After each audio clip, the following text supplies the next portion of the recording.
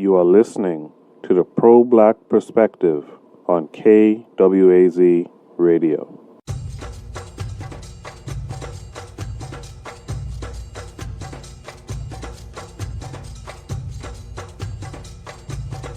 Welcome to the Pro-Black Perspective, where black problems are addressed with black solutions.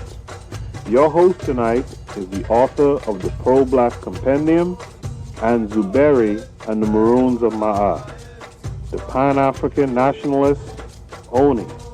Oni, what are we discussing tonight? So today we're going to discuss the review for The Capitalist Nigger. Good brother, great brother, in fact, named The Sun at Midnight, sent it to me and he said, why don't you do a podcast on this? Why don't you give an analysis of this? And he sent me a book review of this book by Chika Anyani called The Capitalist Nigger. And but I said, why not, And then I'm working on writing these other books, and it wouldn't hurt to get topics from listeners. So this review is from November 2010. The book was published in 2006, and it is, I don't know to what extent this is truly disagreeable, with the exception, of course, of, the poor word choice. Might just be a title to grab you, but it's worth looking into. So here's this review of a book review on this book called The Capitalist Nigger. So I'll put the link in the description below. We're gonna start it off with the name. No, first I'll tell you what site it's on. It's on mathalnaidu.co.za, which should tell you it's probably in Zimbabwe, right? So this book it was published in Cape Town by Jonathan Ball Publishers. So it's a book that's describing the situation in Africa, and I think it's fairly interesting. And this allows for us to look at the world around us. Now, if I were to be very brief with you, I think one of the things with regard to our people is that we are very easily impressed sometimes. Sometimes. I'm not going to say that we're always very easily impressed, but we are very easily impressed sometimes. And so, the fact that this book, I don't know how popular this book is. I could probably look into that right now. But the fact that this book, has any popularity, more so relates with just how easily impressed we are. I'm going to look into how good it's doing online. Let me see. Yeah, more reviews than me, obviously. You guys got to put those reviews up. It's in the best sellers list, for Amazon. 227,000, which is pretty good, for comparison, you could look into my book and you'll see just how far ahead of my book that is. Let's actually look.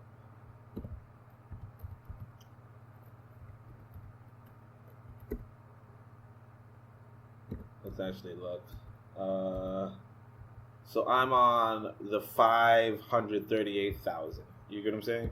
So they're pretty ahead of my books. I mean, of course, they were out for much longer, but again, they're pretty ahead. This one on Amazon is actually from another publisher in 2000, Seaburns publisher. All right, another one is that they're number 25 in history criticism books on Africa, right? 396 in theory books and 1,141 on guidebooks and business and job hunting. So it's not doing too bad. It's not doing too bad. Maybe I can read some of these reviews for you, but it's not doing too bad. Now I'm going to go into more about this book just for you to, get why it's not doing too bad. But let's go into the review right now, right? So it starts off, Chika Aniani, Capitalist Nigger, The Road to Success, A Spider Web Doctrine, right? Published in Cape Town, Jonathan Ball Publishers, 2006. Looks like I said, there was an earlier edition from 2000 that was done by Seaburn. Seaburn Publishers, Timbuktu Seaburn Publishers.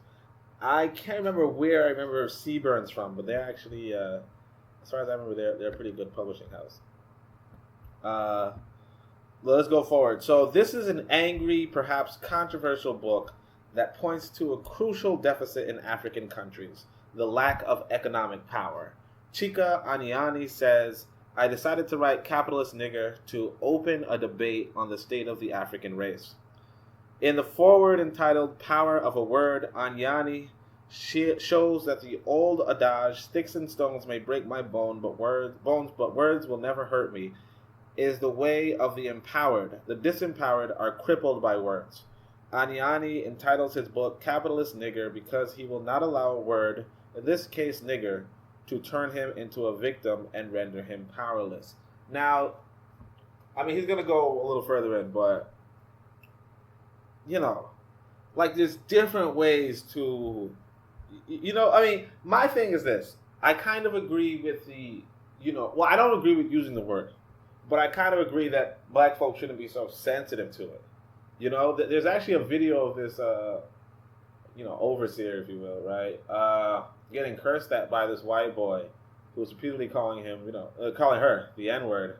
And black folk are like, how ridiculous, how remarkable, how could she, stand to take that, But it's like, again, I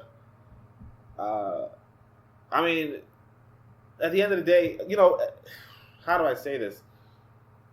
I had a dream, interesting dream, where I was in this situation, and overall what I want to say about the dream, just the end of the dream, is that it told me that it's sometimes good to not be able to be goaded. Sometimes people are goading you, I remember one time, in fact, I was saying something, I was sitting down with a lady at the time, and I said something aloud, and then I said something like I'm the greatest or something like that. And some kid took offense to that, and because he was a kid, I it was 3 kids.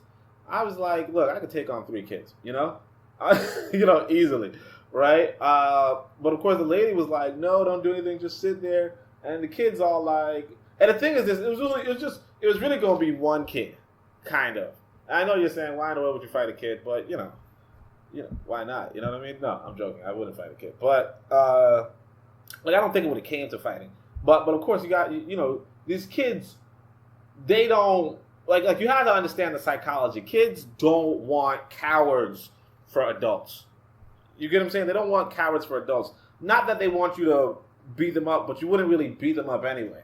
You know what I mean? You might, physically discipline them or something, but you wouldn't beat them up like you ain't have no sense. You'd more so say, hey, look, I'm still the alpha. You know what I'm saying? I'm still the big guy. I'm still the man. You know what I mean? And I know some people might say, well, what would you do to this white boy or whatever, right? But and that's a valid point, but it's also, a separate question. The white man, you have to be strategic when you encounter this white boy, because he's at war. He's not looking for discipline. He's not into it for discipline. He's not looking to come at you from equal. He's not. It's nothing playful about it. The thing with our people that what we seem to forget is that we're actually pretty playful with each other at some points. Now here's the thing too, with regard to the sister, because I want to go back to this review.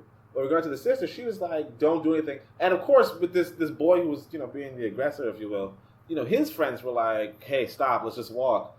Because they figured that they would have to fight with him, obviously. Like, they'd have to fight 3 of us, but they weren't obviously sure. But the thing is that the lady was telling me, maybe this guy has a weapon. You don't know if he has a gun, you don't know if he has a knife, and what could that do to you? Now, one thing that I know, well, actually, let's not. Well, one thing that should be common knowledge is how guns lose their effect depending on and lose their efficiency depending upon the range or the distance between you. You know, now of course that doesn't mean that a gun can't, do harm from close range. Obviously it can, but it's important, like in these kind of settings, that you react faster than the shooter. As to say that if they don't have the gun out, then they don't necessarily have the advantage. Now if they do have the gun out, yeah, you're at a huge disadvantage, right? But if they don't, then so on and so forth. But again, like nothing really happened. The boys just walked away, and but at least they didn't say well, black men are such cowards or some crap like that. And of course, again, when it comes to bravery and cowardice, it's not a matter of proving that you're brave to other black folk and then not showing that bravery to white folk. And it's not to say that you don't. It's not to say that I don't or you don't show bravery to white folk. But again, when it comes to white folk, you have to be a little bit more strategic because they're applying strategy. One of the things with white folk that you will pick up on if you pay attention is that they're never alone. Like particularly the overseers, they're never alone. And sometimes, like there was a video I saw recently, and I'll try to go back to the conversation. But there was a video I saw recently where a brother was just getting tased for absolutely nothing, right? Or not absolutely nothing. They said put your hands behind his back, and I'm from what the description is, it seems like his hands were behind his back, and they tased him anyway while he was remonstrating or whatever.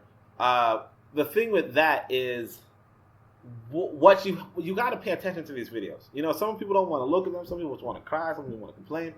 There were so many plainclothes officers around the full-clothed officers that even if you were to make one move, you wouldn't even know that the person next to you was a cop. You understand? You have to apply strategy. It's not a matter of cowardice or thing. You're severely outnumbered sometimes, and you don't even know it. And you're not organized enough. One of the things that I wanted to point out, and this is actually something to deal with this review. Just as far like I don't know the contents of the book. If somebody read it or somebody wants to read it and they read it, let me know. I don't know the contents of this book, but this is something that we don't really grasp as a people, that we are really not as organized as these white folk. And I think Kwame Ture said it pretty well, and this is actually another quote in the Pro-Black Compendium. But Kwame Ture said it really well when he says, hold on a second, let's find it. Yeah, he says, look, there's no such thing as inferior people. There are oppressed people. And they're not oppressed by superior people. They are oppressed by people who are better organized than they are. The reason why the Ku Klux Klan terrorizes us is because they are organized. They have meetings every week, and their members go to the meetings. They discuss racist ideology, they internalize it, and then they mobilize it. They even make uniforms for that. Not many of us can say we go to meetings every week for the people. Now, when the police move in to arrest the brother, right? They're not moving in alone. You understand? It's an organized effort. And it's not just like, it's not their first. What do you call it? I don't remember the phrase. First rodeo. It's not their first rodeo. It's not the first time that they're ever arresting a black. They've gone through drills. They've gone through practice. They scouted the area. There's so much going. Like they've been there, done that, got the T-shirt. Literally got the T-shirt. They're wearing it, right? And then for you to say, not that you said anything, but for you to say, hey man, well, you ain't being brave with this. Yeah, this is a different thing. When these three kids, if they were like actually when I was younger, dang, I'm really getting off topic. But when I was younger, some child gangsters, one of them like hit me. And, I was a tough guy, so he just, like nothing happened, I was just like I turned around, but he slipped around again, and I was just like, F it, I just kept walking, and they just left me alone, because, I took the hit like like a pro. You know what I mean? I mean, I know you're saying, man, that sounds like it sounds like a losing position. I mean, the thing is that I think when he hit me, because I was a tough guy. You know what I mean? So like when he hit me, like I could say that his fist hurt more than my face. You know what I'm saying? And I know you're saying, man, you still sound like a punk right there. Well, first off, it was a kid. You know, it was another kid, so it was like, I'm not really like my whole psychosis is not, to like hit children, or like to be violent, like brutal to children or that,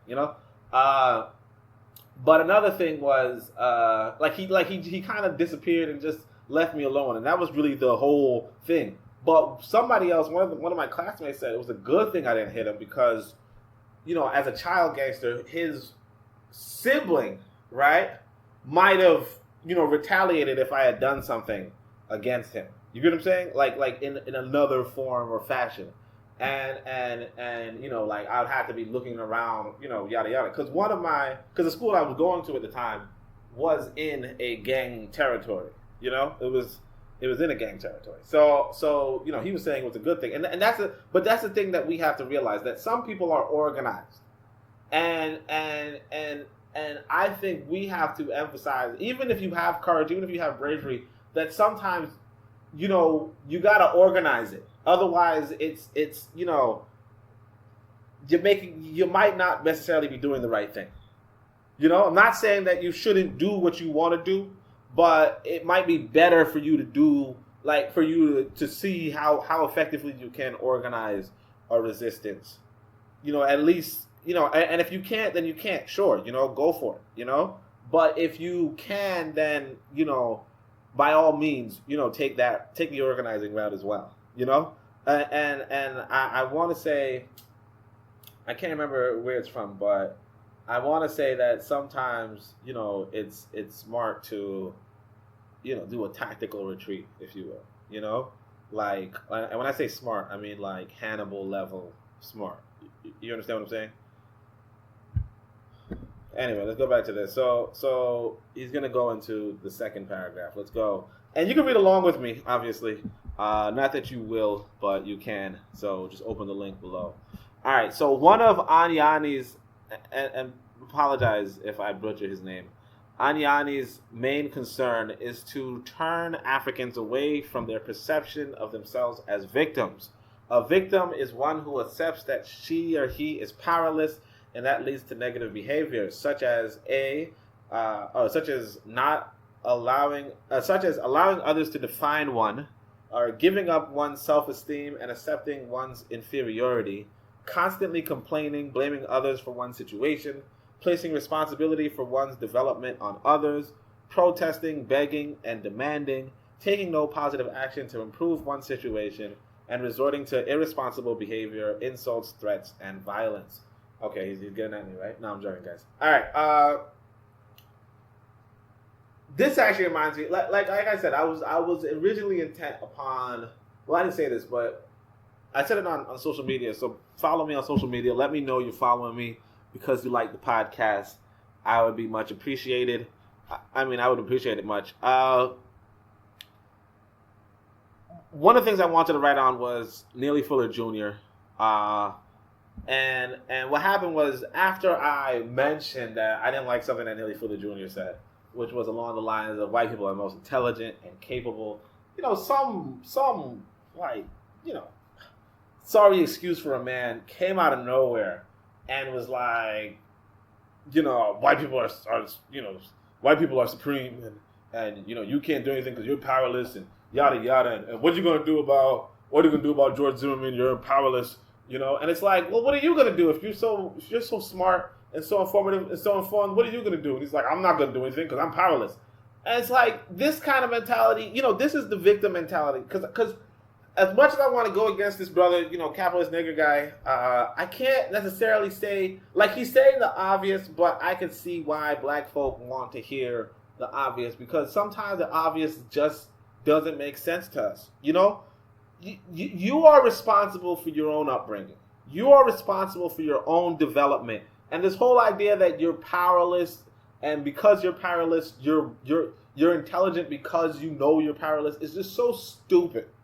It's the most backward. Like I said, you go back to Kwame Ture. He's saying, look, it's not about It's not about who's superior and who's inferior. It's about who's organized.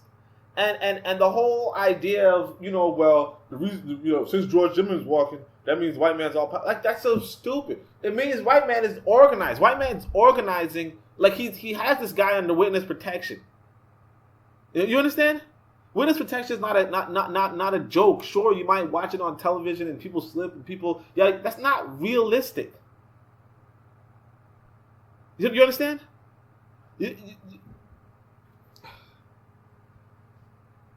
This whole paragraph, I feel like, because the brother said at midnight was pointing out to me that he feels like it might relate to the DOS movement, and I'm going to try to see, maybe it might relate to it, but I also see it relating to this Naylor Fuller, the Fullerites, if you will. It's just why is there so much black incompetence that surrounds this idea that as long as I say that white people are supreme, I'm somehow more intelligent than every other black person on the planet. And it's just so stupid. It's like, geez, like I want to pull my hair. I want to pull at my hair. But yeah, the victim mentality, and the thing is with the victim mentality is that it's so prevalent in America. Like, I don't want to come off as, partially because I think because this DOS is now in this the zeitgeist, if you will. I kind of talk about America a little more, but like, we as African people, we can't do this, and we just can't do this,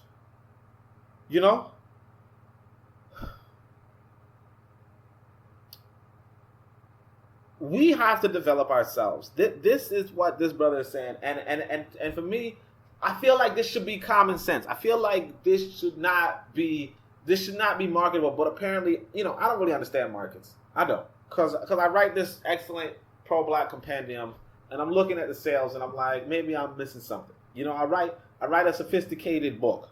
I write a book that can literally change the world. And it's not, it's 6 reviews. You know what I'm saying? 6 reviews. I don't get it. Like I said, it's 500,000th in the best-selling rank, which is, pretty much, might as well say it's a new book. You know what I mean? And not to say it's not a new book, but, you might as well say it's, nobody's interested in it. But, if we are looking to not be victims, I wrote it, and this brother's even saying it. He's like, we can't he's seeing the problems.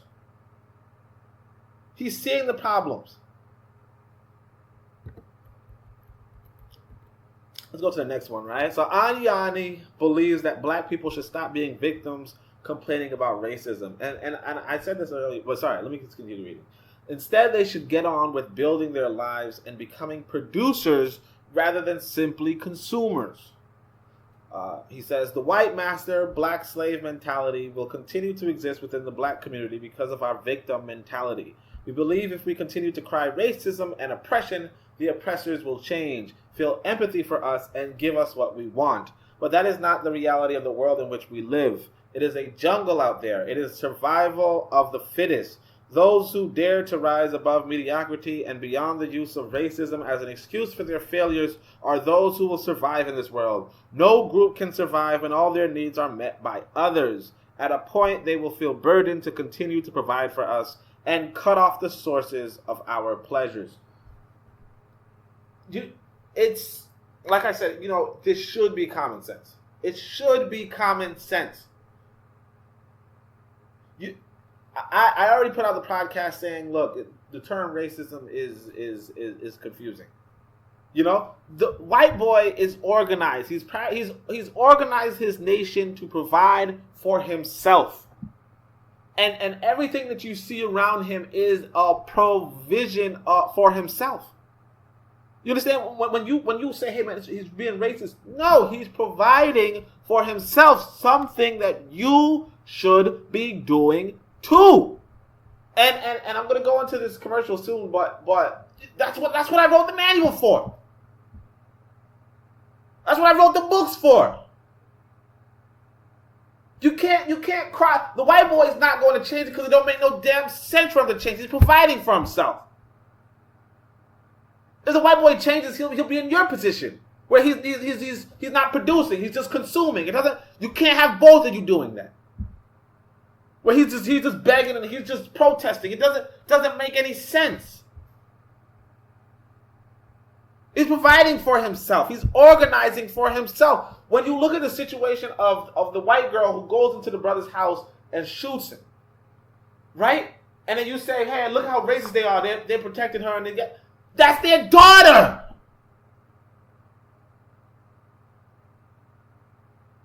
You understand? That's their daughter. If my son goes over to your son's house, right? Kicks your son's butt, because he's my son, obviously, right? But he kicks your son's butt. You think I'm gonna go over and be like, and you think I'm gonna go over and say, oh yeah, well, do what you want against it? No, I'm gonna advocate for my son. That's what a parent's supposed to do. Now, you might say, well, you could also be objective. You could, and to some degree, yeah, you have to be objective. If my son does something, like a real violation, sure. I might be like, okay, wait. I might be like, all right, you're right. This boy is out of control. Handle it. I might, but you're out of your African mind if you think this white boy thinks a white girl shooting a black man is a violation. You're out of your African mind. You're out of your African mind. This white boy don't think nothing. He don't think he can violate you. You understand where you are from? What you came from? Some of you listening, some of you, like most Africans in America, most of us don't have the deep melanin that we should have had. But you still think this white boy thinks that he somehow can violate you. That he's outraged if you come on. Look at you. Look at the mirror. Look in the mirror. And I understand this white boy don't think he could do a damn thing. That he could do a damn thing that's a violation of you. He don't. So you don't cry racism. You understand he's organized for that. I think it was Kwame Ture who said also, like it ain't a problem that the white boy does. I can't remember what it was. Something like, is that a problem? White boy does discrimination. It's the problem that he has the power to, and the thing is that he's always gonna have the power to in America. Well, let's not say always, but this is his nation. Like this moment right now, this is his nation. All right. So of course his nation's gonna protect his own, particularly his daughters. Particularly. Because see, if it was a white boy that shot a brother in his house, you might have a bigger conversation. You might. But his daughter, no. She protected. Well, because you're supposed to protect your daughters. Anyway, if you're looking to protect your daughters, we got this. We got the Pro-Black Compendium coming up. Okay, we got the Pro-Black Compendium commercial coming up. Listen to that. Greetings, everyone. This is Koku from the Bitter Medicine Podcast, inviting you to tune in to the Bitter Medicine Podcast on KWAZ Radio. Black people face one problem. The problem of ignorance. This is why those who opposed us stole us from our parents, disconnected us from our continent, and enforced on us illiteracy. But now the ignorance is self-inflicted. We send our children to their machines. We detach ourselves from our motherland, and we don't read meaningful literature. Consciousness is a series of stages. The sooner we get to one, the sooner we are ready for the higher. The Pro-Black Compendium accelerates the beginner to the advanced and provides for the advanced an unparalleled breadth. This is the sort of book your enemies do not want you to read, but our ancestors would insist you read twice. You are listening to the Pro-Black Perspective on KWAZ Radio.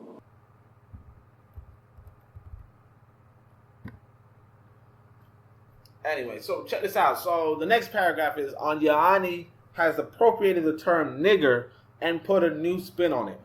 For him, it means an intelligent, dynamic, competent, and capable African.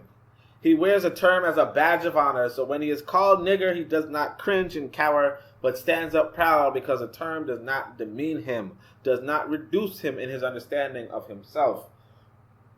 This is what African Americans have been doing for years, and that is why they can refer to one another as nigger, because they have taken the sting out of the word, the negative connotation that are meant to hurt and disempower.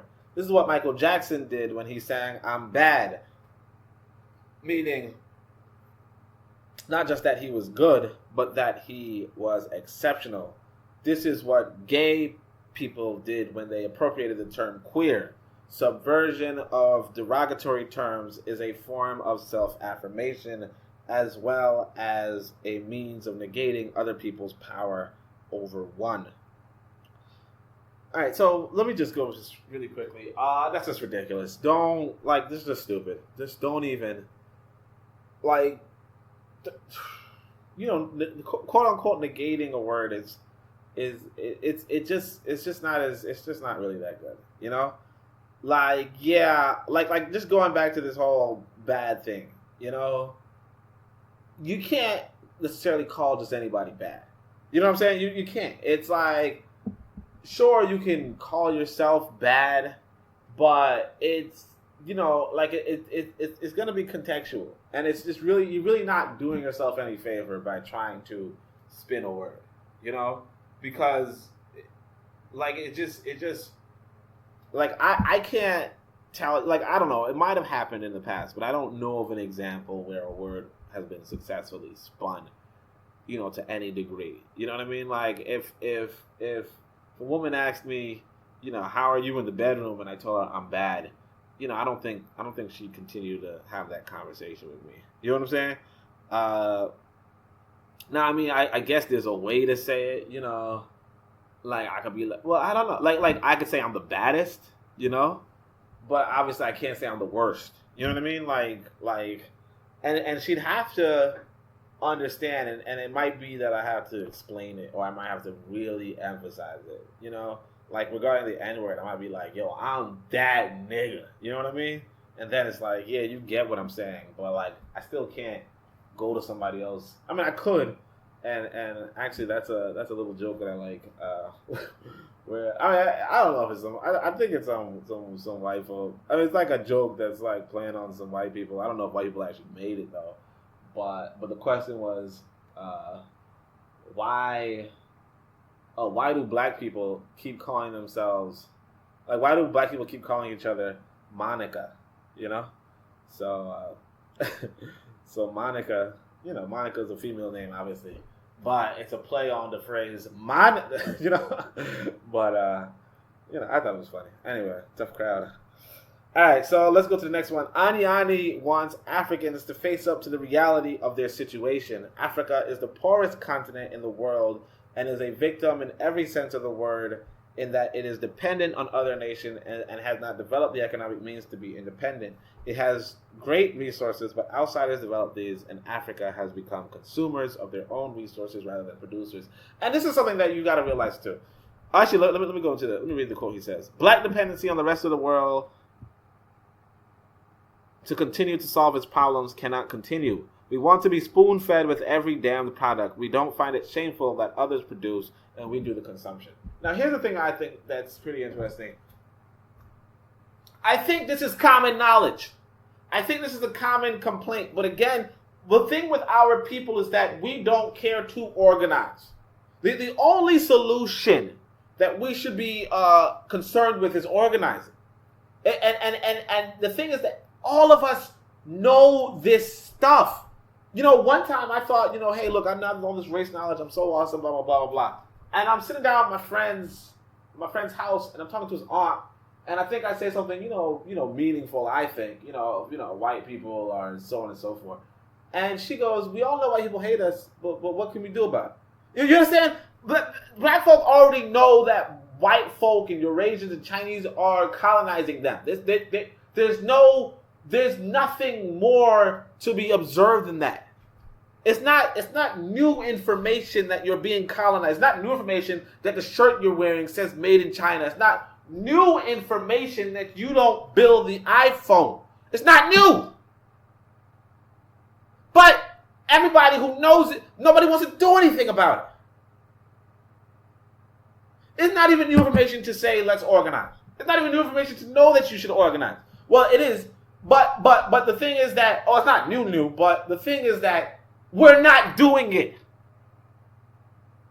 You understand? You have to start organizing. It doesn't This is why I tried to write this book that I wrote, because it just separates everything. It says, look, go out and do something. Go out and do something. Stop sitting on your ass talking about all the problems of the world because everybody already knows this.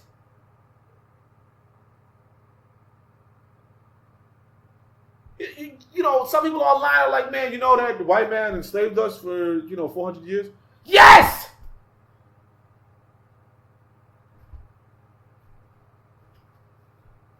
Hey, man, do you know that there are black people in Brazil, right? Yeah, of course I know there's black people in Brazil.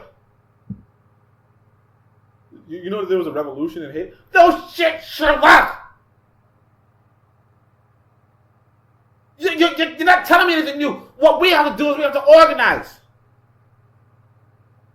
Because my thing is this, going back to the Trayvon Martin example, before Trayvon Martin was killed, before I was organizing, and I was talking to people who I was talking to the people on the streets, the masses, the vulgar, as they say, I was talking to the masses, and I was like, hey, look, blah, blah, blah, blah, and they're like, I don't want to hear that, I don't want to hear that, police, I don't care about that, Just before Black Lives Matter came along, and this is even after, They don't want to, nobody wants to, they don't want to, I say, hey, you gotta go to this meeting. I ain't trying to go to no meetings, man. You understand what I'm saying? If you ain't trying to go to no meetings, you ain't trying to do no organized activity, you're not trying, you just want, you're going to be the consumer. And if you're going to be like, man, well, black folk, all we do is consume, blah, blah, we don't produce, then that's on you too. Part of the reason why I was writing this book, part of the reason why I have this book, and part of the reason why I want you to, consume it, check it out, is because I said, look, I can't be talking about how black folk need to be productive without having my own product. Now, some of you are like, man, why you always talking about your product? Because that's what being a producer is. That's a part of being a producer. You can't say, oh man, I want to be a producer. All people should be producing. And then when you see black products, you pass them up. Well, what's the point? What's the point? The brother just wrote down, look, man, we want to be spoon-fed every damn product. We don't find it shameful that other produce and we do the consumption. So then when you see some black person producing, you get it. You consume the black product.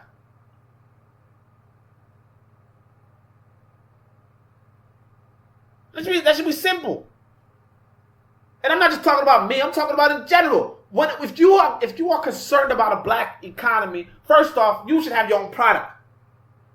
If you want to talk black business, black people need more black business, black people need to support black, you need to have your own product. But if feeling that, you need to be about black consumption. If I step into your home, do I know that I'm in a black house? Do I know that? Now, of course, I go to your home. I see your white man done made your chair. White man done made your fridge. White man done made your forks and spoons. White man done made the pictures on your wall. You understand what I'm saying? White man done painted your house. And I mean, some things, you might say, I can't be helped. Look, this white boy's going to make fridges. You know what I'm saying? I don't know any black people making fridges. You might say that stuff. But let me go to your bookshelf. All right, let me go to your bookshelf. All right, at least you can't make no excuses why the white man got books in your house. You know, you can say, yeah, man, he made my fridge. Yeah, okay, I don't know too many black bed makers. I don't know too many black, and that's the problem. But that's part and parcel because you're not supporting the black economy. If you want to have a black fridge, get some black books. It's really that simple. Get some black clothes. It's really that simple. Get some black cleaning products. Some black soap. Some black shea butter. Get something. Whatever you can. Because if we had the business sense, if we have the business acumen, you'll see. I think I might. You'll see. But what I'm saying is that someone like me, for instance, if I could support my kids with black production, then they can turn to black production and support themselves that way. But if I can't support myself with black production, then why in the world would they go for it? You understand? Now, I'm not saying that every black person in production is going to be supporting black production and black productivity. I'm not going to tell you that lie.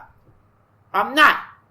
But at the end of the day, it's either you give this white boy the dollar or you give the black man the dollar. That's it. And I'll tell you, use your discretion, obviously. Because some black folk going to chump you. Some black folk going to charge you more than they should. You understand? And you don't have to go for that. But if it's within your limits, if it's within your range, it's within your reach, get it done. That's that southern phrase. Get it done. Or whatever. Anyway, let's go to the next one, man. Or man and woman. Child. Anyway.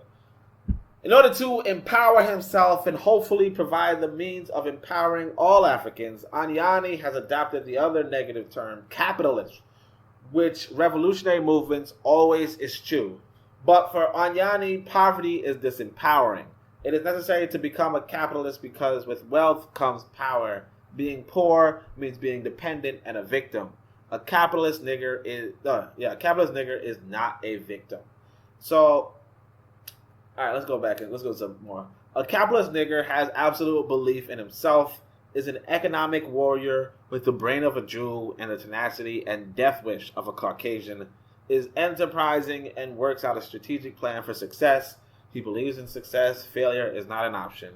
Is willing to take risks. Is ruthless in pursuit of success and excellence.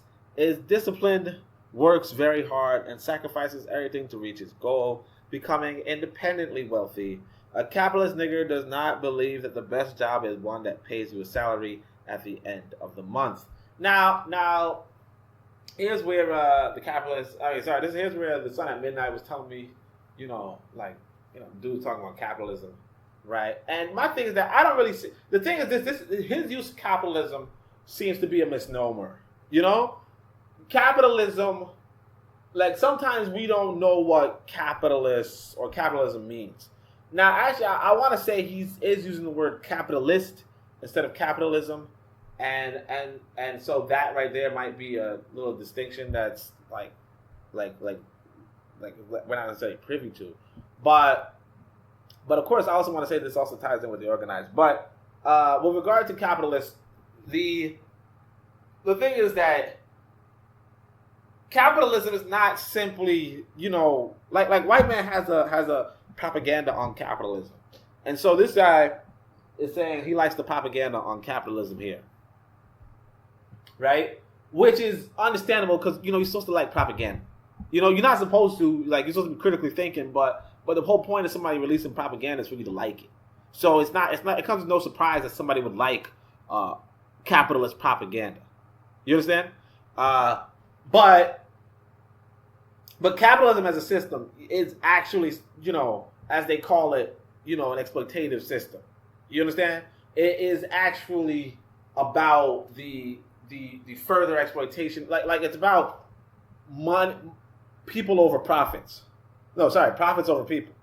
It's about profits over people. It's about finding foreign markets and therefore purposely disempowering other groups in order to have access to their resources. So there's not really, like nobody's really like it doesn't seem like I don't think he's really advocating for black capitalism. If he is, I wouldn't know. It seems more like he's saying, hey, we got to do so, like we can't be victims. We can't sit on our hands and do nothing. We have to get up and do something, right? But I could see how somebody might think, hey, well, he just said the word capitalist. We got to watch out for that, because the truth is that, like I said, capitalism is kind of a system for imperialism. You know what I'm saying? Like part of America, like part of the capitalist foreign policy is to keep outside populations poor, to keep even domestic populations underpaid, underfed, yada yada, just struggling to work. You understand? Struggling to work to keep the capitalist machine going. So and I'm not to say that, hey, look, you gotta go for socialism or whatever.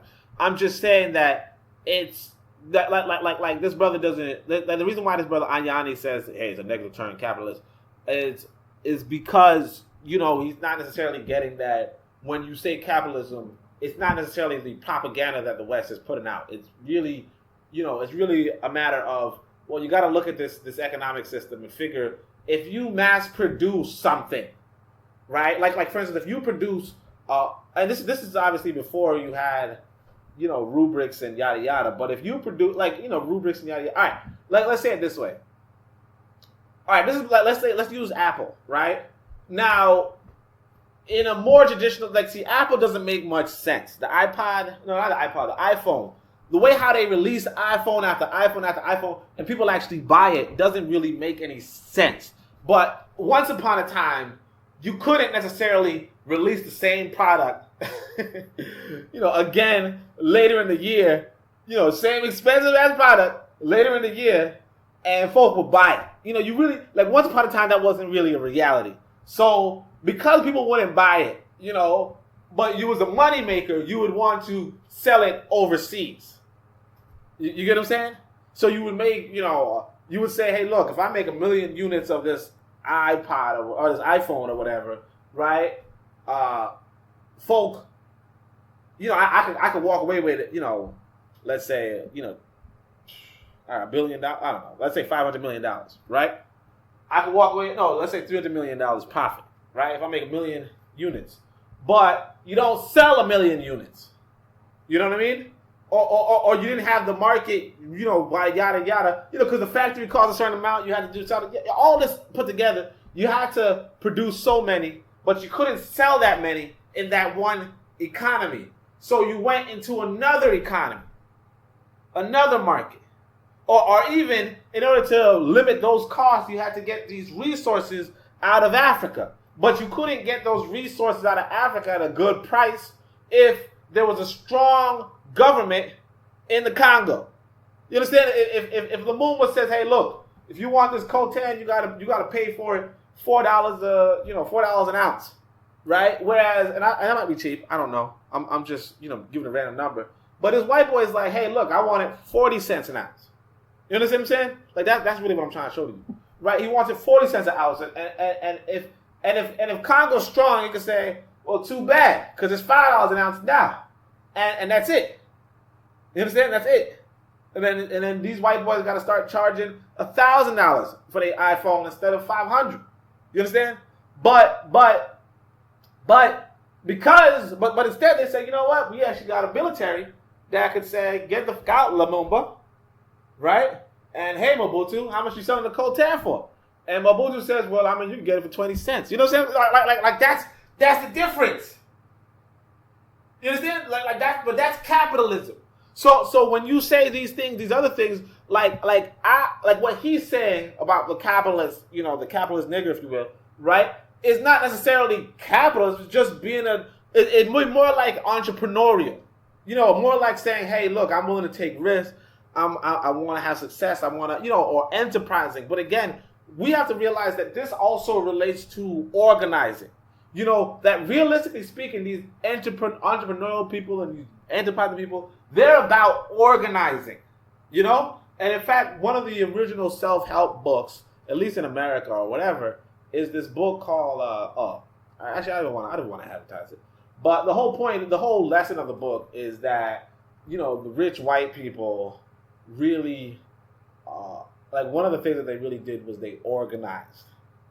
They organized around money, around getting wealth, and that's where that was their big difference compared to yada yada. So realistically speaking, you know, the brother right here is using the mythical capitalist, you know, this so-called person who pulls himself up by his bootstraps, but he doesn't really exist in real life because there's this whole there's not just an organized opposition, which he doesn't even mention at all, right? Which is really the main factor between, you know, black indolence, if you will. But there's also, the reality is that the people who make it far in this capitalist machine, if you will, are themselves organizing. You know what I'm saying? That's why I'm trying to tell you that organizing is really important. It's like kind of like if you look at the Democrats and Republicans. These are the two biggest parties in the United States. Two biggest parties in the United States literally wrestling for power every day. Literally fighting for power, fighting for huge change. But they're organizations. In your face. This white boy is not going up to the political machine as an individual. He's not, you know, yeah, you know, blah, blah, blah. No, he's a part of an organization. And but you don't get it. They get it. You know, you might be like, hey man, Bernie Sanders this, Bernie Sanders that, you know, or Bernie Sanders, blah, blah, blah. You might say all of that. But at the end of the day, when you saw him kowtow to Hillary after she cheated on him, or after she cheated on this election or whatever, right? The reason why he did it because he's a part of an organization. The rules of the organization was such that, okay, look, Bernie, sit down, we got this. I mean, they didn't have this show, but we got this.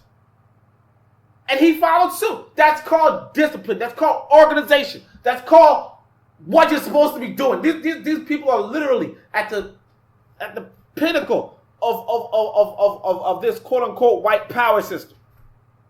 Organized, not individuals. But you don't get it. You don't get it.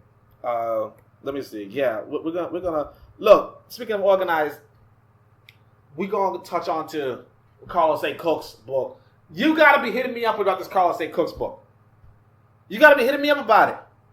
I haven't heard from people in a minute now. If you want, the brother is, first off, this brother is going to have the African Pioneers Movement. That's one of the best organizations of our race.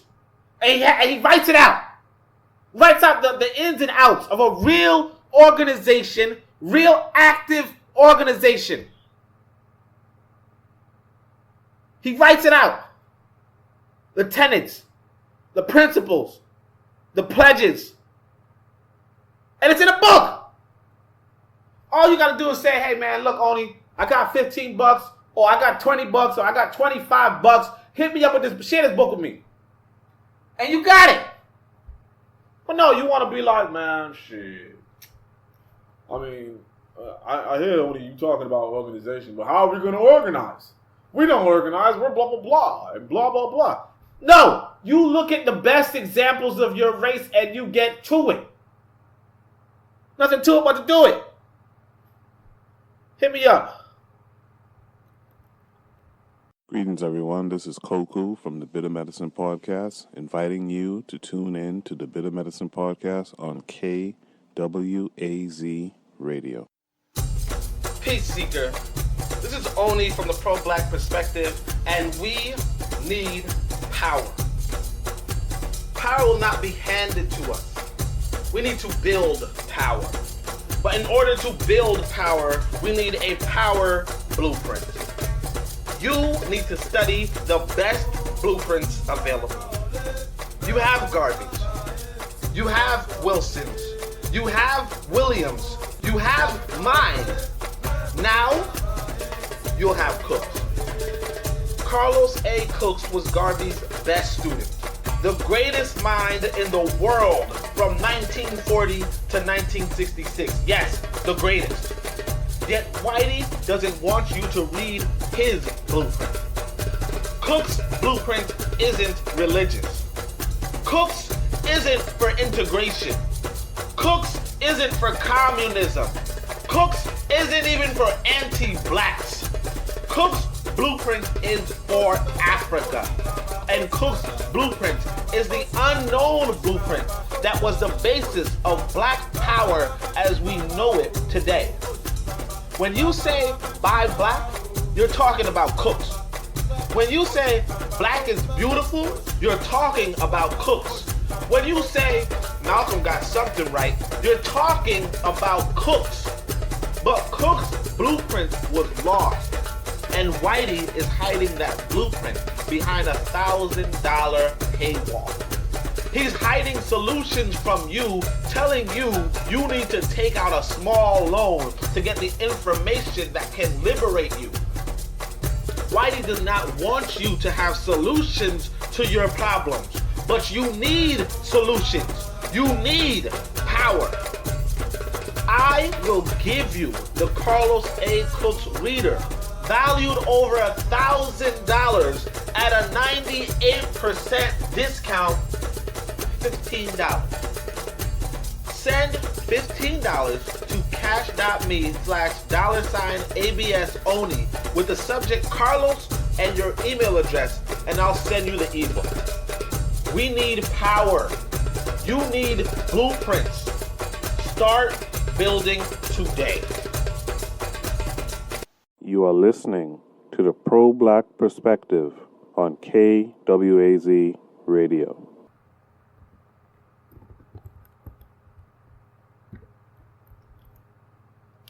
So look, Africans have to learn from others, even those they regard as the enemy. This is what the brother was saying, Anyani. He says Africans have to learn from others, even those they regard as the enemy. The strategies of economic empowerment. Learn from others the strategies of economic empowerment. Political independence is empty without economic independence. He says today Africa is worse off than when it gained independence from the former colonial masters. The standard of living of the masses has decreased steadily since gaining independence, to the extent that now there is more malnutrition, more disease, less provisions of essential services such as good roads, clean drinking water, good health care provision, and less freedom to express one's view.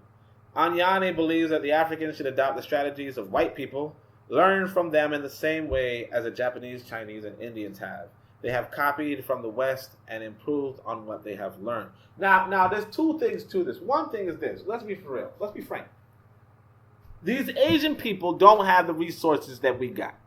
Okay? Like I said, there's a vested interest in this white boy. Like I said, there's an organized opposition. There's a vested interest in this white boy having a weak Congo. Vested interest. You know, one of the things that got me interested in advocating for African people, allowed, if you will, or publicly, or encouraging, was just the situation in the Congo. And not just, originally somebody was talking about the genocide, but when he was talking about the genocide, in fact, he was saying that white people were planning on building a dam in the Congo, right? I can't remember the name of the river. I have it in the Pro-Black Compendium. A lot of people are not going to get it in the Pro-Black Compendium, right? They're going to get it, obviously, but what I mean is they're not going to understand the reference. But there is a, let me see if I can find it. New rivers are formed. All right, so there's the poem called You Go Along With It on page 106, right? And it says, there you go, it says, Khotan consumes their armaments. Inga invites machines.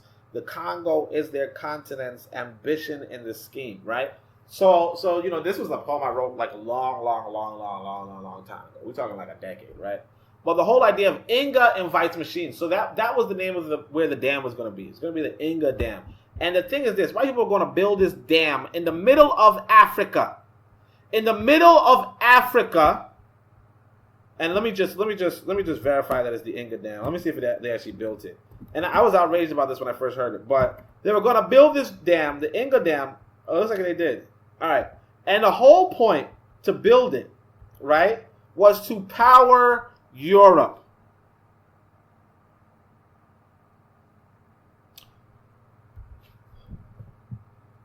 So I'm gonna open up this one of these pages, and it says, well, I don't know if this is the same one, to be honest. I don't know if because it seems like they already built it by the time I heard about it, which doesn't really make sense, right? But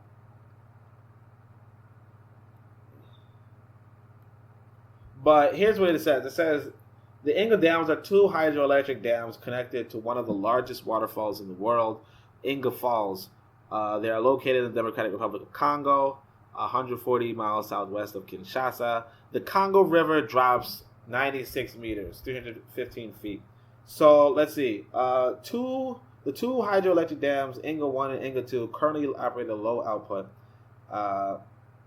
Okay, Inga 1 has a total installed capacity of 351 megawatts. Inga 2 has 1424 megawatts. Okay, let's see. Oh yeah, so here's the thing. Expansion plans. Right, so you just heard me say 1,421 megawatts. So look at this. They have the Grand Inga Dam, right? This is expansion plans. Grand Inga Dam would generate 39,000 megawatts and would significantly boost the energy available of the African continent at a cost of $81 billion. $80 billion. Let me just see something.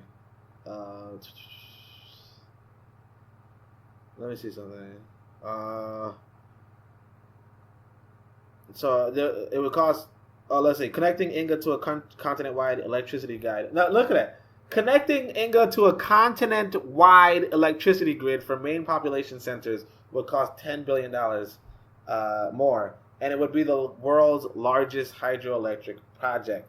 Now, some people are saying, hey, you better to yada, yada. Let me see something. Hold on a second. Could produce... At an installed capacity of 39 alone could produce 250. Wait a second. Some other company is saying that they could make 250 terawatts.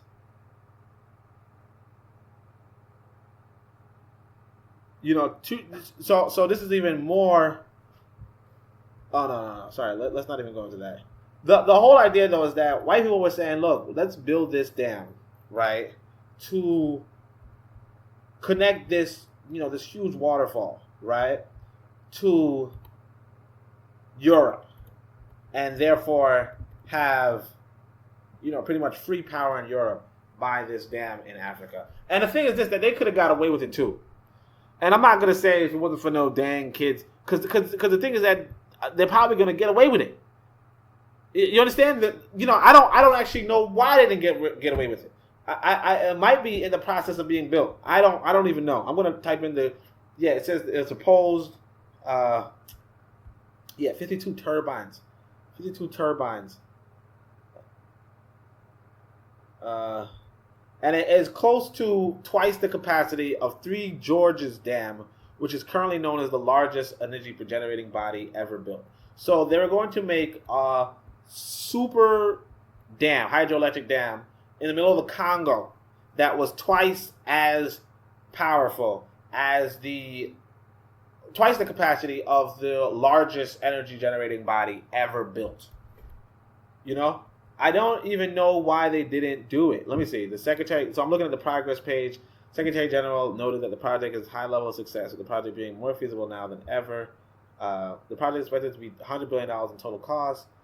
Will begin with several months. However, the World Bank withdrew its funding following disagreement over the project. And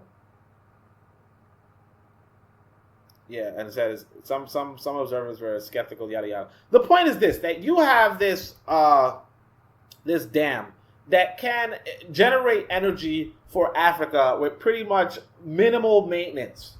Okay, African people could be energy independent.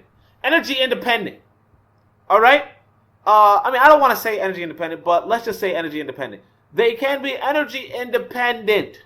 Produce energy without even trading with anybody. If we had like good government, good leadership, but we don't. And I don't remember why I'm bringing this up. Well, I'll try to go back to what we were talking about, but Oh yeah. So he's talking about, look, you know, blah blah blah blah. The thing is that we have poor leadership because, again, like I said, it's the whole Lumumba Mobutu situation. It's that whole situation. It's that whole situation.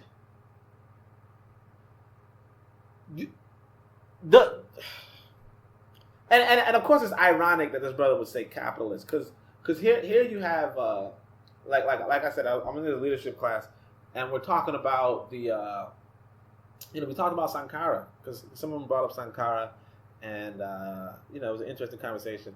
And the thing is that Sankara was an effective African leader in a sense, and partially, and this is something that we don't understand, that partially is because he was like following this like, I don't want to say it obviously, but he was following this socialist paradigm. Now, I'm not going to say socialist paradigm is all that great, but you got to realize that, capitalist paradigm is killing people who are not pro being the lowest part of the totem pole, whereas socialism is saying, hey, look, the socialism that Africans tend to practice is pretty much, hey, let's get our ish together, let's provide for our people, let's put people over profit, and not necessarily people over profit, but let's consider people, so the whole idea of diseases and drinking water and all that crap, like that was a priority for Sankara. He immunized many, he planted many trees, like millions of trees, and he was definitely providing clean drinking water, clean healthcare. And this is not just like unique to him. This was a lot of quote unquote, socialists, if you will. And again, socialist is not like, it's not an encouragement of socialists, because my belief is that the nationalists would do the same thing. It's just a matter of, like in the particular time period of African liberation was like following World War II, and following World War II, the current like the modern discourse was surrounding two economic extremes. Well, not extremes, but two economic schools of thought. And the idea that there are only two. But realistically speaking, there isn't the capitalism and socialism don't really exist per se, as much as these are organizations. These are how you organize an economy and what that necessarily means. And in that respect, but again, in the capitalist model, what we have is that the economy is organized, or the politics are organized along, following the whole mindset of profit over people, which can happen again in a socialist economy. It just didn't happen with certain socialists, if you will. But just to say it more clearly, the problems that he's pointing out really more so, like less so, have to do with individual initiative, and more so to do with the fact that you have these governments that are being opposed by this capitalist machine. Where it wasn't as simple as, we can make this dam project for our, no pun intended, right? We can make this dam project for our people. You get what I'm saying? We can provide energy for our people at this cost. We just need to learn it. We need to build it, yada, yada. The capitalist machine won't allow that. Capitalist machine wants to build the freaking dam itself and then charge you to use that energy, or put that energy, funnel that energy into Europe. You get what I'm saying? And obviously that's just, remarkable, right? But again, like I said, these other populations don't have our population. You understand? They don't have our population. So, they don't have our resources. They don't have our yada yada. And notwithstanding that, they organize. That's what you're really looking at. And so let's go into this next paragraph. I actually like this paragraph, to be honest, right? But it says, in South Africa, we can begin by learning from the Afrikaners. When the Afrikaners came to power in 1948, they set about building their community. Education was in the mother tongue for whites, and studies were offered in all aspects needed to build a powerful community. And the Afrikaners soon had experts and outstanding professionals in the fields of administration, economics, engineering, law, agriculture, business, industry, science, medicine, education, and communication. Where affirmative has not replaced that professionalism and expertise, it still sustains the country. Job preservation, Bantu education, and other racist laws cassetted and protected white people. True, their progress was at the expense of black people, but that is not the focus here. What has to be learned from them is that they built and developed their own community. What they have shown is that it is essential to invest in your own community to develop skills and expertise, support, and build one another, and thus grow the community. And they were hard workers. Anyani refers to this as the spiderweb doctrine. A spiderweb does not allow whatever enters it to leave. Whatever wealth enters the community should be kept and recycled within it. That means supporting the businesses within the community and using the skills in that community rather than going beyond to support businesses outside. So, like I said, this is actually, one of the things that I do inside the Pro-Black Compendium is I give you a freaking black curriculum. I give you a curriculum in the Pro-Black Compendium. I say, look, these are the stuff that you need for nation building. And admittedly, I borrow some of it, obviously, right? And I give the attribution there. But I say, look, these are the things that you need to build an African community. And it's just like that. We need professionals in these fields that were outlined above. We need professional administrators,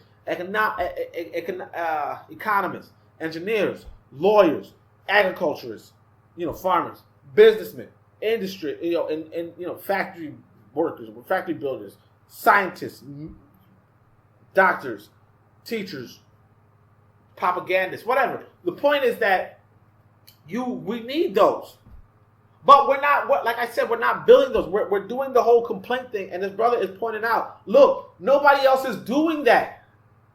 Like, say what you want about these Afrikaners, if you will. Right? Say what you want. They don't go to the middle of Africa and just complain that things are not going their way. You know what I'm saying? Now they're horrible, horrible, horrible individuals, horrible groups, horrible organizations, horrible, scourge on the earth. But there's a difference between, like you have to be active. And I think that's what this brother's saying. He's like, look, you got to be active in what you're doing. You can't just sit back and think things are going to go your way if you don't impose it. One of the listeners to the podcast likes repeating the phrase at the end, you can accomplish what you will.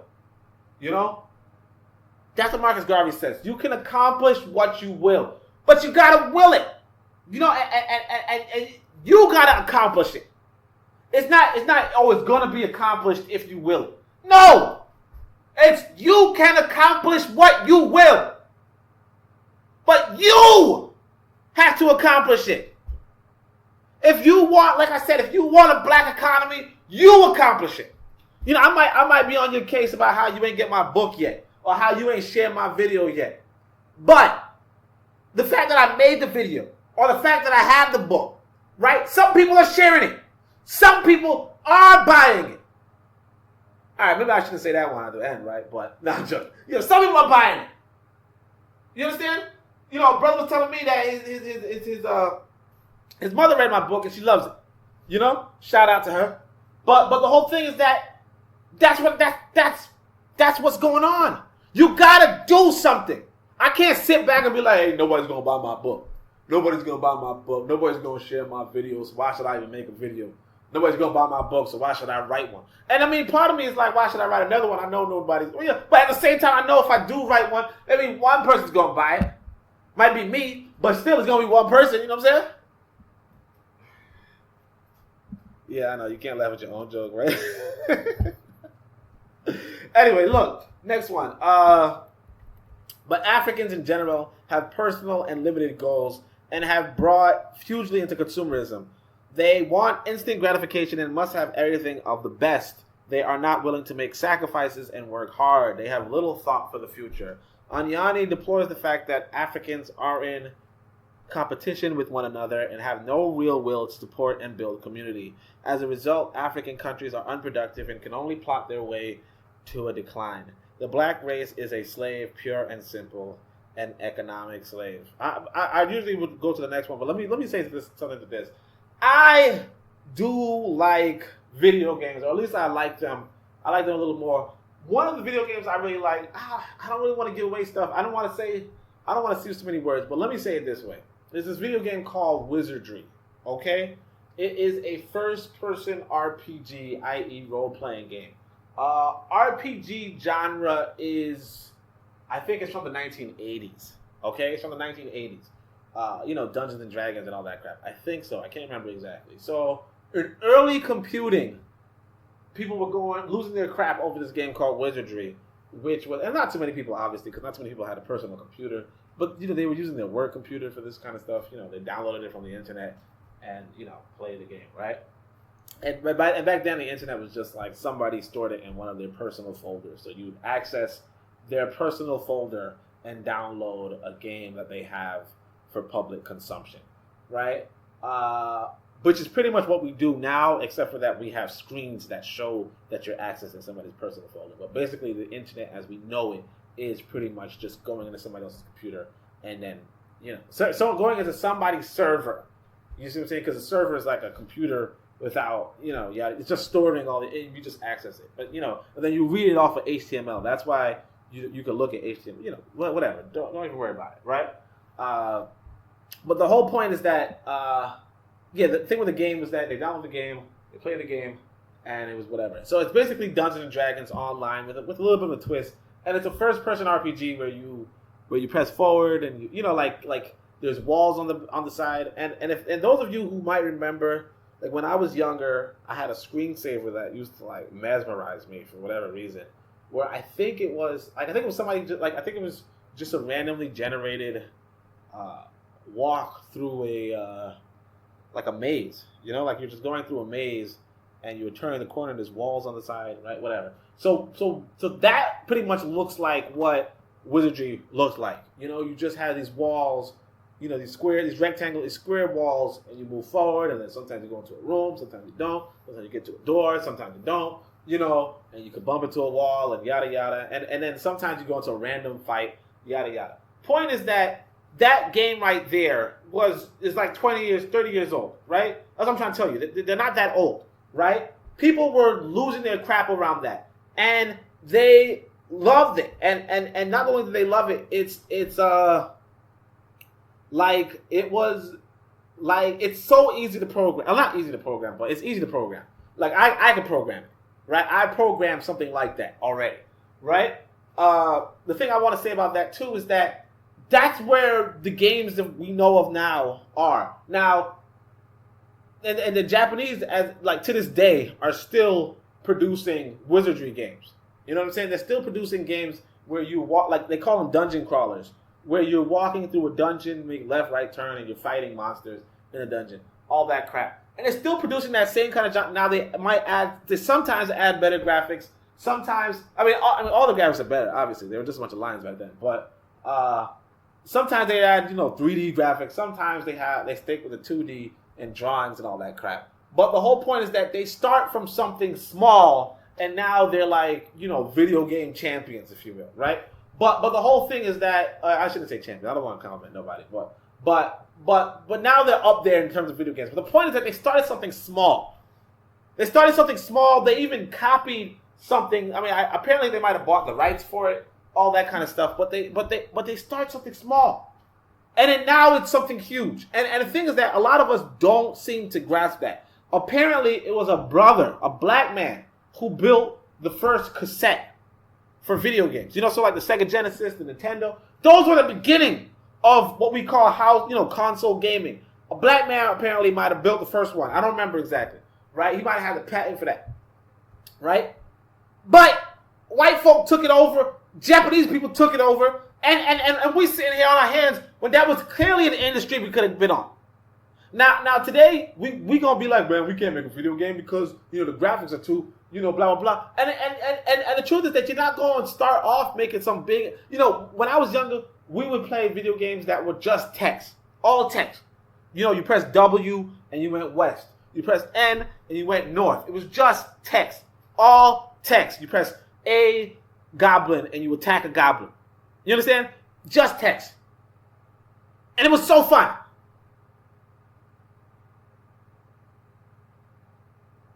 It was so fun. But the thing is that we're not willing to start there. And it's like, okay, maybe you don't want to start that far back. But you got to start somewhere. Some people are like, man, I can't make these big 3D graphics. I don't know how to do this. I don't know how to pay a 3D. No! Just do something. Sorry, guys, I'm taking up time. I need to get back to my other book. So let's go to this. The whole of the African race is under economic occupation. You cannot achieve a true political independence without at the same time achieving economic independence. The so-called political independence we think we have now is merely an illusion. It is meaningless. It is not supported by any solid foundation. A house without solid foundations is bound to crumble sooner or later. Without economic independence, sooner or later, we'll be recolonized politically. And, this is, like I said, this should be common sense. And I think it's common sense. I think everybody knows this. I think so, and I'm actually grateful that his brother's articulating it. I like his brother's articulating it. I don't think it may be useful to me because I already know this, 10 times over. I can name, several different people who said the same thing, many different ways. I could do that. A lot of people can't do that, and that's the problem. We have an illiterate society. When I tell you, we have an illiterate society. You know what I'm saying? We have an illiterate society, so it makes sense that there's more books coming out repeating the same thing over and over again. It makes sense because you didn't read it the first time it was written. You understand? You didn't read it the first time it was written. I would say go to Chancellor Williams, obviously, but look, whatever floats your boat. You know what I'm saying? Whatever floats your boat, whatever gets you the message. I would say toward the end, you want to reach my books, not even toward the end. I would say get my books, as soon as possible.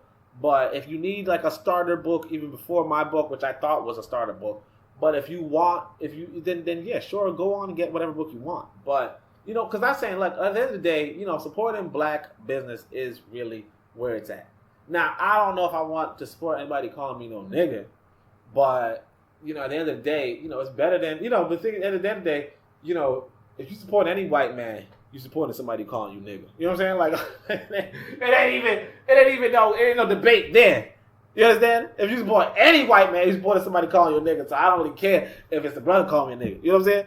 I don't really see the information new for me personally, but it might be new for you. And if that's okay, if that's what you need, that's what you need.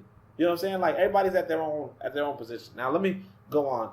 What Africans do not demonstrate is loyalty to their own communities. This has happened because they are losing their languages and the value implicit in their culture. They are adopting Western languages and cultural values, and their loyalties have shifted to what they consciously or unconsciously acknowledge as superior values, goods, and services, i.e., the ways and products of their former colonizers. But because of miseducation, Africans can never be equal to the masters. In schools, they choose, for the most part, easy options like social studies and literature rather than economics, engineering, science, and technology. As a result, African countries are unable to produce the scientific and technological needs of their countries. They cannot construct and provide equipment required for engineering, medicine, transport, industry, and the military. And what is worse, they are unable to develop the natural resources with which their countries are so richly endowed because they do not have the scientific and technological expertise and equipment. They are thus dependent on Western, Japanese, Chinese, Indian, Korean, etc. developers who are able to reap the major benefits from their natural wealth, leaving a mere pittance for the countries in which they operate. Africans are consumers, and that makes their relationship to other countries parasitic. Now, this is actually pretty interesting right here. So, he's saying that Africans are the parasites. But you'll see the other parasites are there taking up everything. You understand? But I gotta say, the trouble here too is that, like I said, the brother right here, he's actually falling into the own trap that he's actually putting out. The fact is that you don't need to jump into mass. You don't have to be completely developed the first day of your independence. And that's the trouble with our people. We talking about, hey man, we can't use these resources. That's what the whitey wants from you. He don't want you to be able to use the resources. It don't make no sense if you would, because what would he have? It don't make no sense. You understand? If Africa was producing all the iPhones, white folk in America would not be happy with that. If Africa had all the great engineers, the great scientists, the great economists, the great technologists, guess where the center of the world's power would be? You understand? You got to realize that this white boy is self-interested. He's not going. That's what I'm saying. This sister was actually telling me, because I was like, she was talking about, schools in America, and she's all the way in Tanzania or whatever, right? So she's talking about schools in America, and she's like, I'm like, yeah, these schools that that America has the biggest prison population. She goes, yeah, she goes into that whole, apparently I didn't know that African people might actually use this kind of, anti-diaspora talk or whatever, right? But she's like, how come, people on the continent could go to Africa, and how to go to America and be successful? And I'm just like, what are you talking about? Where's the success in Africa? Like, and you gotta realize this. We're reading about Africa right now. So before anybody says, hey man, Africa has so much. No, we're reading about Africa. This woman, like, China's colonized you. The white man got you inside it. You're not billionaires here in America. You understand? You're not billionaires here. First off, it's a really tiny number of Africans from the continent, like directly from the continent in America. Very tiny number. As a matter of fact, let me refresh my memory, because I think Nigeria is the biggest group. Nigerians are the biggest group, so I'm going to say Nigerians in America. How many are there? Right? So, so some people say, hey, look, they're the most educated in America, right? But you got to see how many there are in America. All right, so now bear in mind, there's 186 million people in Nigeria, right? Most populous country in Africa. There are only only 277,000 people in America were born in Nigeria, and about 380,000 reported to be descended from, like to be either born or descended from people born in Nigeria. You understand what I'm saying to you? That's nothing. For you to be like, hey man, because there's 40 million black people in America. So you're talking 380,000. That's like 1%. You understand? 1% of the black people in America would be Nigerian. So it's like you can't compare. You get what I'm saying? It's just a weird comparison. But even so, even ignoring that, and this is the biggest group, by the way. So like other African groups are much less, to the point of you might as well, like, you can probably count them on your hand. You know what I'm saying? You can probably count them on your hand. I almost want to write up my somebody's ethnic group, but you look it up yourself. All right. Here's the thing though, you're not successful because and like I was saying, one of the leaders in Africa was saying, look, we got all these engineers, but we can't build our own roads. He was saying that in Africa about his own country, and that's actually what this brother's saying right here. So it behooves us to say, hey, you know what? People are being successfully educated in the West. It behooves us to say that because there's no black person getting a good education in the West. None. You have black people who are being miseducated. All of them. Down the line. And we have to realize we have to realize that when it comes to our people. We have to realize that when it comes to our people.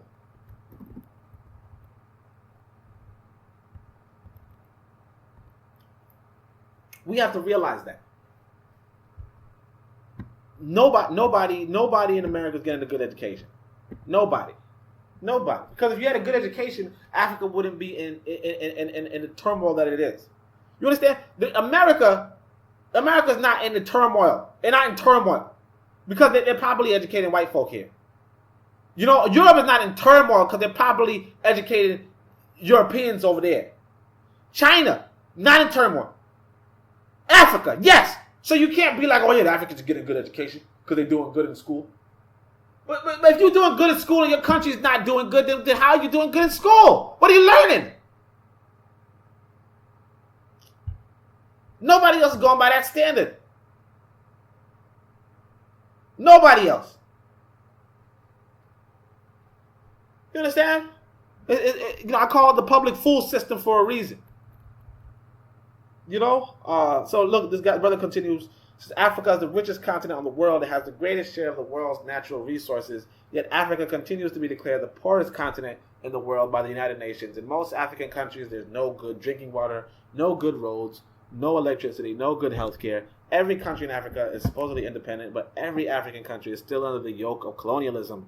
Africans depend on Europeans for all their needs. It is a joke and the height of stupidity to claim to be independent when you depend on your oppressors for everything you use. And see, that's what I'm trying to tell you. It goes both ways. Africa depends on Europeans for all they need. Sure, because Europe depends on Africa for all its needs. And in order for Europe to thrive, Africa needs to be on the losing side. That's the whole capitalist model. You can't have two corporations selling the same thing. Back neighbors. You can't have that.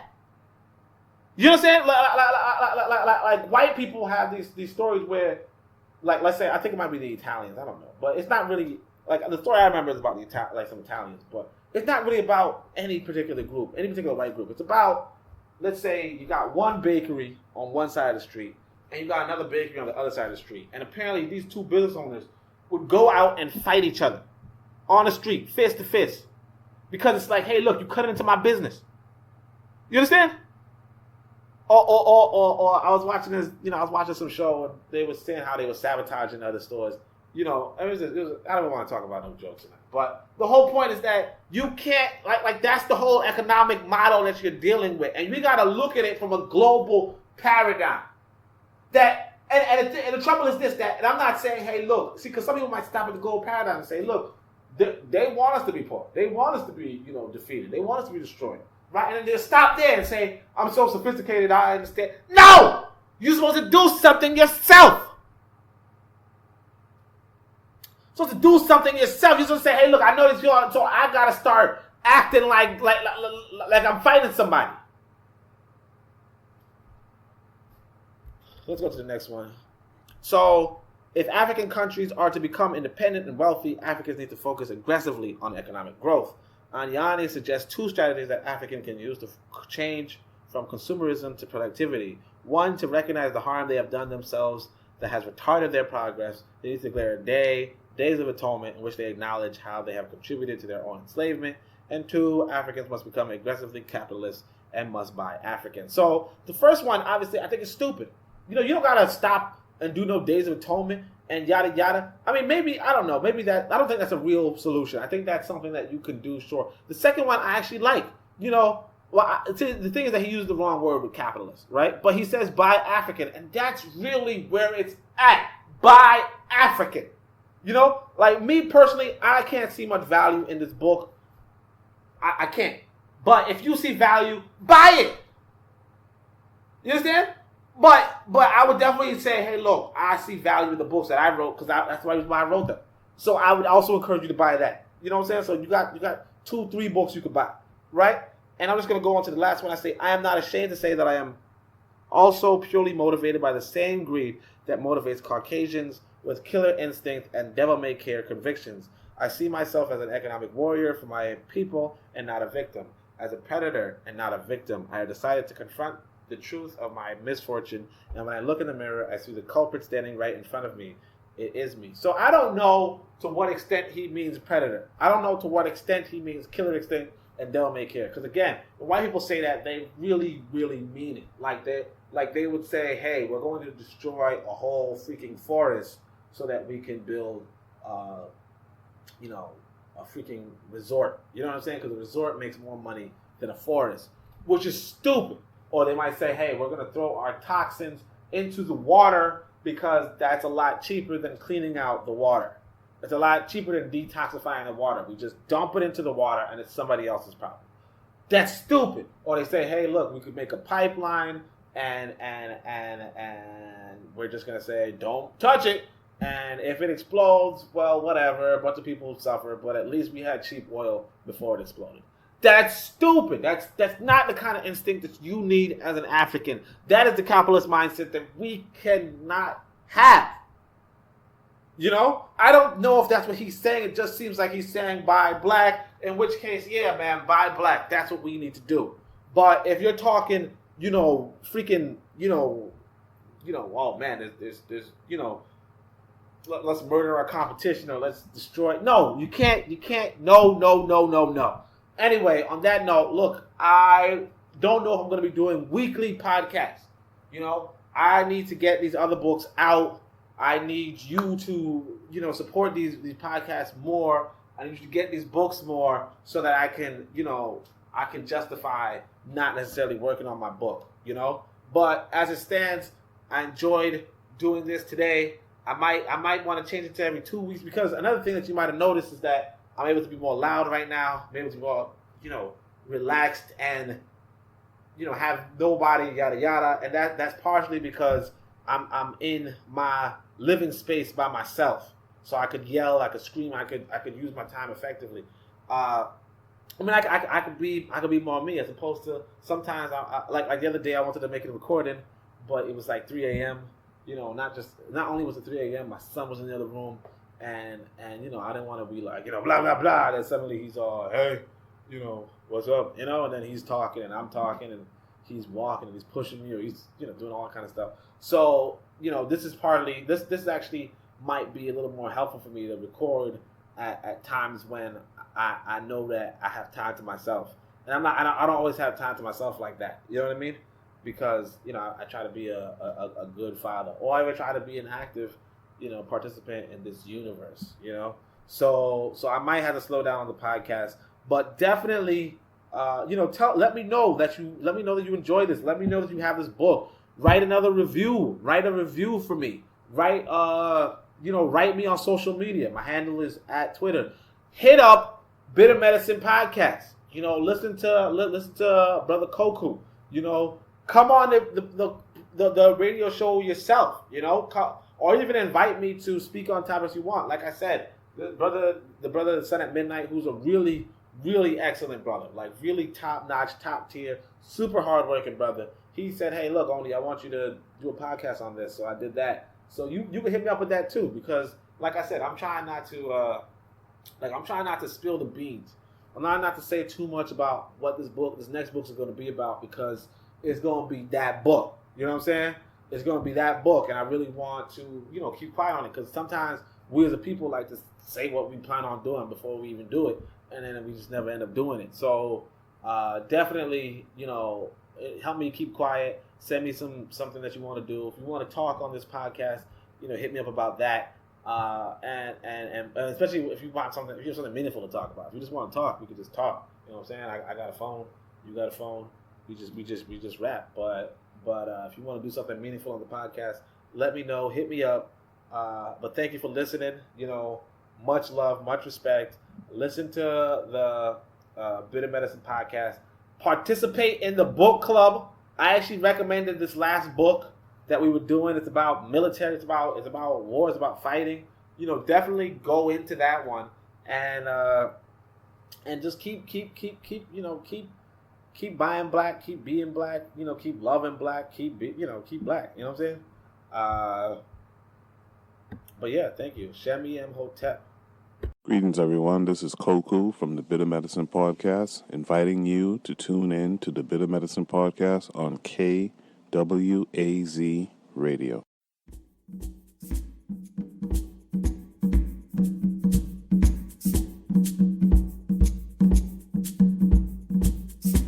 Greetings, family. This is Koku, host of the Bitter Medicine Podcast. In case you didn't know, we have an online book club called the Bitter Medicine Book Club.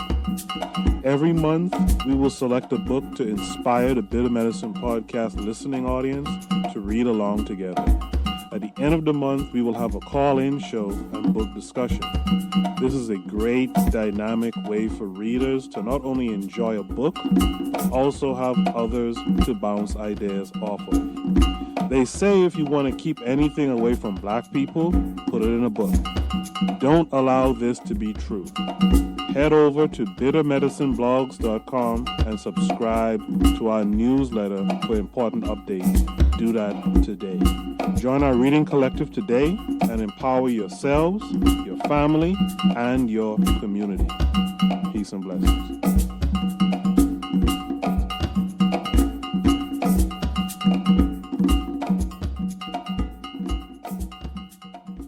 You are listening to the Pro-Black Perspective on KWAZ Radio. Thank you for listening. I invite you to join hands with your brothers and sisters as we recite the African affirmation together. It's a call and response, so follow my lead. We are an African people, robbed from our homeland, robbed of our names, our languages, our cultures, our religions, our womanhood, our manhood, our sisterhood, our brotherhood, our motherhood, our fatherhood, our selfhood, our nationhood, and our self-respect. But we shall rise, never to fall again. Up, you mighty race, you can accomplish what you will. No justice, no peace. No justice, no peace.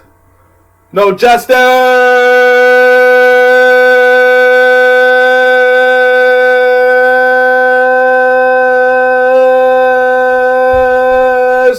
no peace.